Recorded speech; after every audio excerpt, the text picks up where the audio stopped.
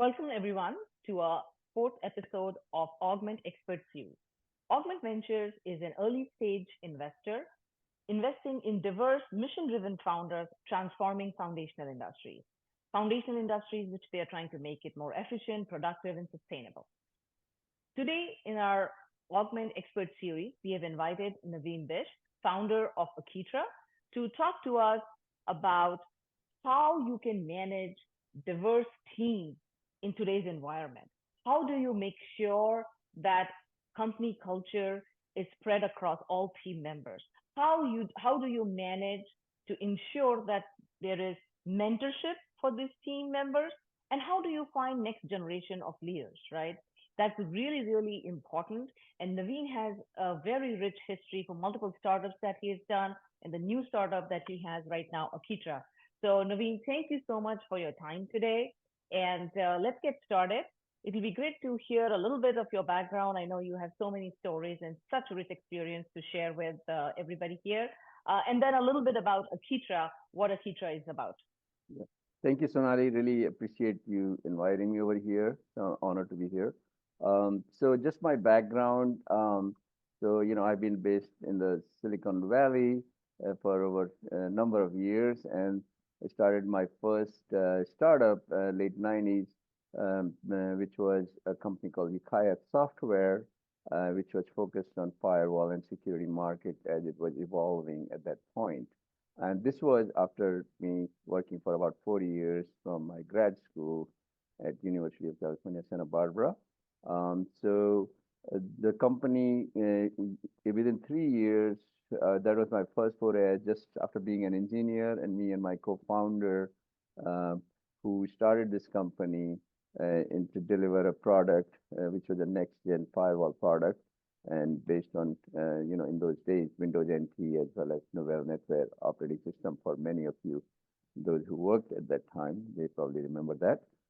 And so within 3 years, we got tons of product awards, and in terms of, hard product, hard startup, as well as we had over 300 plus customers. Then like I said, 3 years, we sold the company to Novell because we felt that was a great opportunity to partner with them.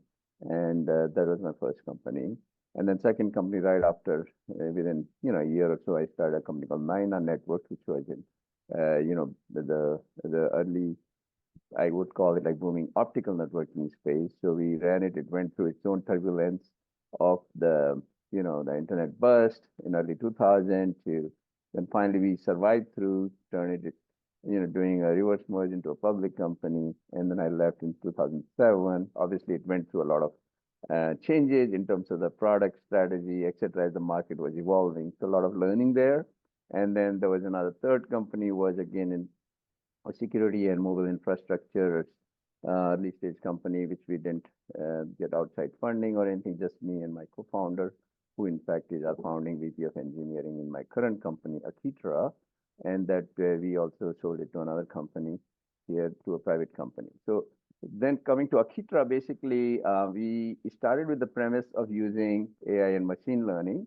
Actually, so it's early work before we even took any seed funding was in 2017. We did a couple of years of work using machine learning techniques to see we can leverage that to do threat detection security. And in the process, over 3 years, then we realized that we had developed some technology which could be used to automate the whole compliance process. As you know, the security compliance, especially a lot of these standards like SOC 2, ISO 27001, HIPAA, privacy, data privacy ones like GDPR, CCPA, etc., is they're very cumbersome, very spreadsheet, paper-oriented, and with some technology we had realized, and with our strong security background, we felt we could provide much more value than just pure play compliance companies, which we're doing. And also we realized that market has huge opportunity for that. So that's how we got started. And right now, Akitra is basically leading with the next gen compliance automation platform with tons of customers over the last 2 years since we launched the product and the platform rather.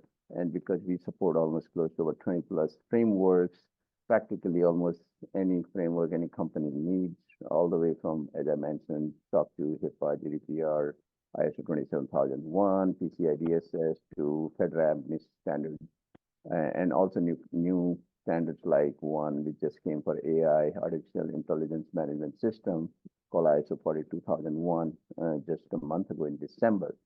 So, and in addition, we provide a lot of background because of our security expertise in the security tools. So that's kind of, I think, short and long my Yeah, I think, my thank background of over 2 decades or so. Thank you, Naveen. I think that your background and your experience is fascinating. And of course, Akitra, you're supporting so many of our portfolio companies, and universally, I hear the solution is so easy to implement, and the automation part of it and the speed with which you work is commendable. So thank you for all that you do at Akitra, and also how you are supporting, Augment's portfolio company. But the today's topic, as we said, is about managing teams, right, Naveen? So your career is so fascinating, and over the years, you have seen how the team dynamics, how the work culture, and all so on and so forth has evolved. I was just wondering if you could, share with us from your first startup to your current startup, what are some of the trends or differences or something good and bad that you're seeing as you have assembled these teams together? Yeah, no, very, very good question, Sonali. So my first company, obviously, and like I said, late 90s, was right here in Campbell, California, and with a team, we started, and all the team members were practically here, right? So there were no remote teams. It was an office, all working in the office. So, I mean, I would say. And in the second company, also Naina, where we grew very fast within a year to over 150 plus team members, but all of them practically were here. And another branch office, I would call it, was in Richardson, Texas, because the company was focused in telco market segment. And then I did try there using about, I would say, 5 to 6 engineers in those days through an outsourcing company back in India. They were based in Bangalore. But then after 6 months, we realized that was working. So we had all the folks here. Hmm. So practically, and same. So, and even in the third company, we were. It was a smaller team because, as I said, we didn't even raise money within 2 years. We just basically merged it with another private company, and just we realized that that was the best thing to do. There we had most of the folks were just working here, and maybe I think towards the end we had 1 or 2 people we leveraged from overseas. So Hmm. that was my experience. But in the meantime, what I was, as you mentioned, with my background, there are huge learnings, especially doing these startups. So where not only just about teams, I also realized how do you make sure that at what point you are adding team members, and at what point, meaning where the product is in the phase of its development, whether it's just proto, a product is well tested to see that it can, now you can grow the customer base.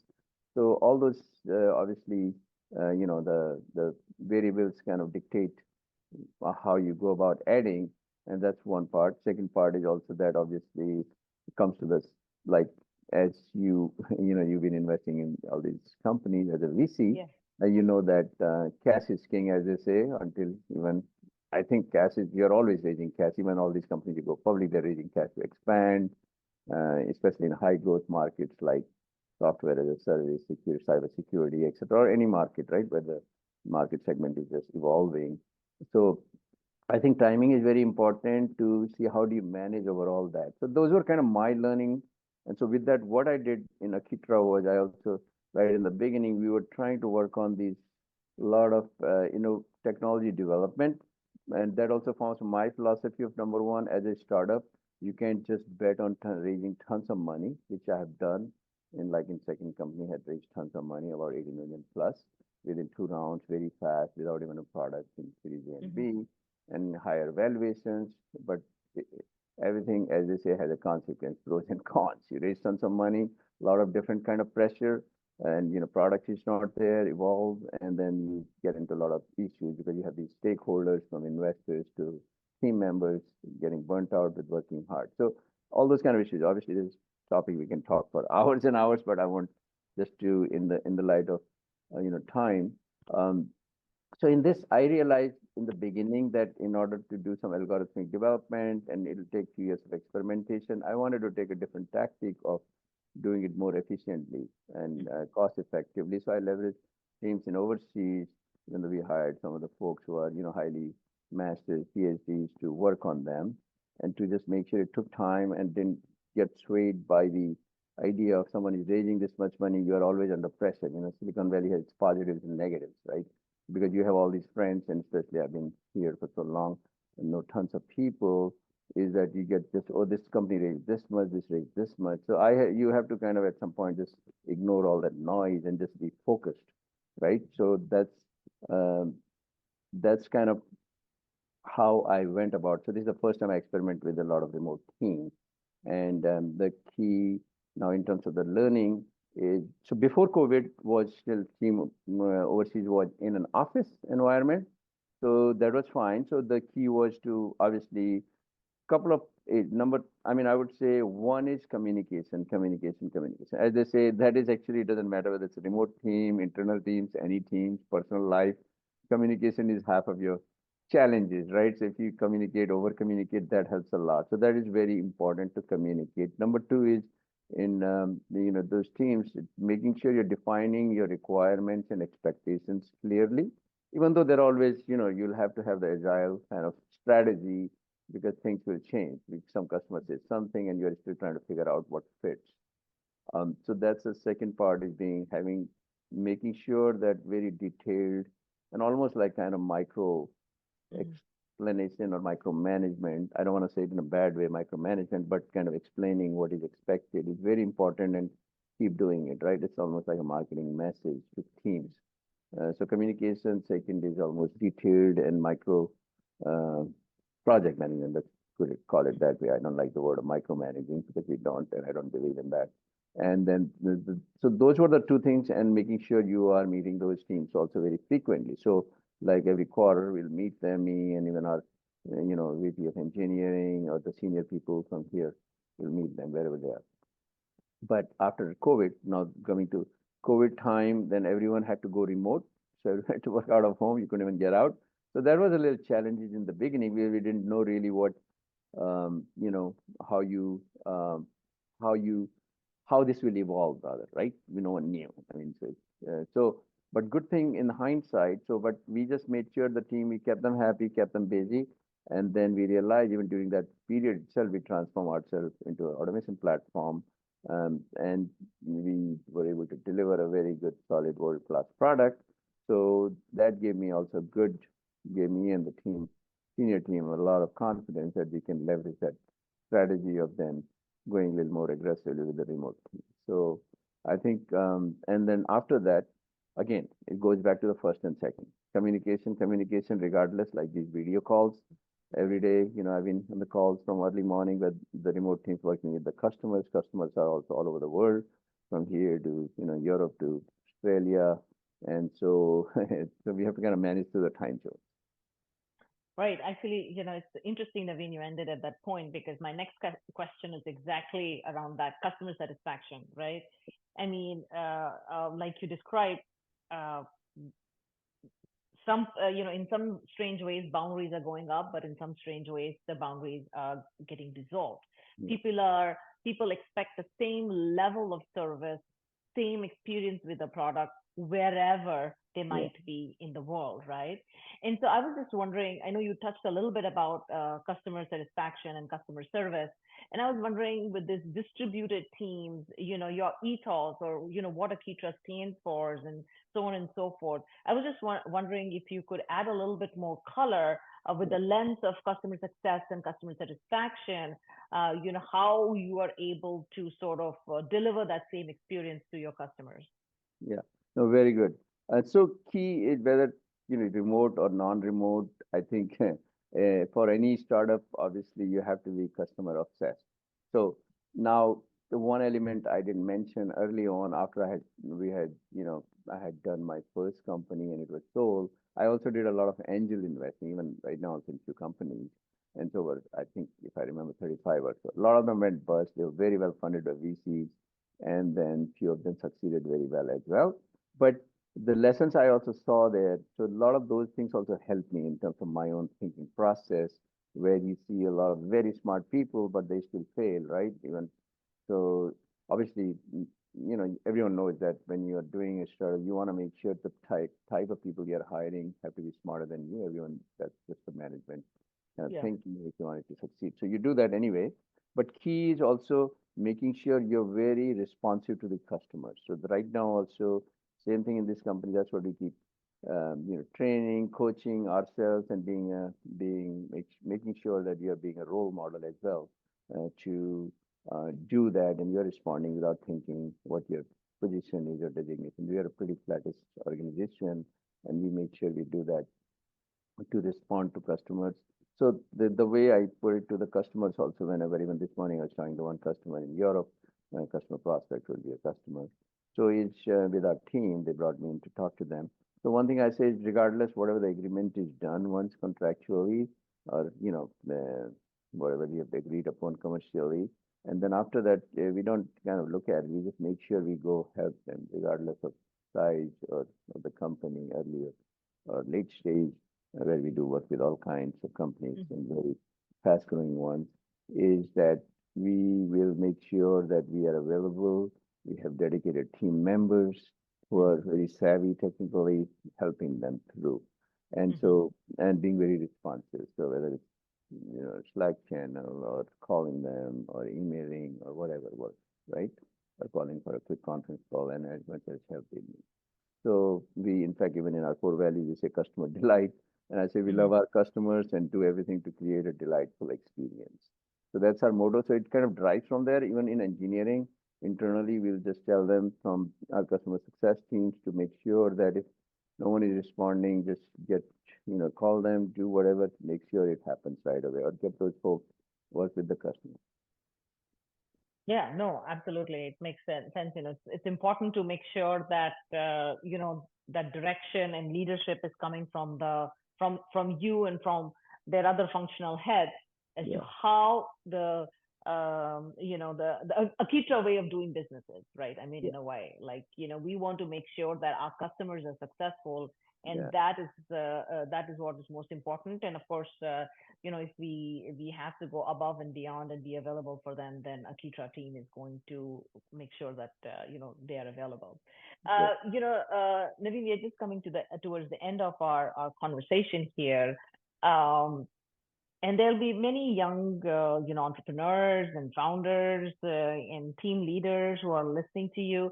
I was just wondering, uh, if you could talk a little bit about what drives your leadership, and also share some guidance or principles that maybe some of the younger team members can incorporate in how they are managing their teams. yeah. No, very good question. So what drives is, one is obviously, I love myself also working with very smart people. I'm very curious. I'm not threatened by them. They know more than me or not. In fact, I want them to know much, much more than me, right? That's one thing people have to accept yourself. I think individually, and we try to train everyone, even maybe team members. I said, hey, we are not expecting you know everything, but one thing we expect is, if you don't know, just say so and ask for the help, right? So, which is very important, I think, and also creating a very respectful environment. So even if it's a very junior team member, they feel they are being respected and appreciated for their background skills, whatever it is, and try to help them. Because so many times I'll talk to them one to one, coach them in terms of why we are asking to do certain things in certain way, and how it will help them personally also grow if they are very early, early team members. So that is very important, and just being, just being very transparent. Number three is being very fair. Also, when you hire team members, you want to, as a startup, you're already, you're kind of facing challenges against larger companies who can pay much more than any startup can afford. Doesn't matter how well you are funded, right? Because you have to manage cash management is, as I said, key, and for any startup. Even. So you want to make sure that you're being very fair to them. So that's one thing. So that they walk away, they talk to anyone, they know that we are treating them fairly, and being very upfront, not giving any kind of rosy pictures or anything you think, not to set wrong expectations. Basically, expectation setting is also important. If I can't afford someone, I'll tell them right up front, right? Hey, at this stage, not maybe in a year, but if you think you can work with us, we'll work with you in certain ways so that it's very fair and good for you. So you are happy. So this is how we operate. So I think team members also appreciate you being very straight and honest, and then at the same time, you're providing them a lot of flexibility with remote teams if you're using, as well as, like I said, just being respectful to them. I would say, yeah, Yeah. that's kind of just the guiding, being very respectful. At the same time, we also expect we are pretty aggressive. It doesn't mean because uh, you know, uh, you can be respectful and everything, but at the same time, we have to be very aggressive in terms of responsiveness to customers, taking care of things very fast so that they they can count on us as trusted partners. That hey, they have an issue, they can call us, and regardless whether it's contractually there or not, if we can help them answer, we'll answer them. We'll even solve those problems without even saying, hey, we're gonna send you a bill or anything like Yeah, absolutely. Thanks, Naveen. So I think, as you're saying, is that trust and reliability and communication are sort of cornerstones of building a team.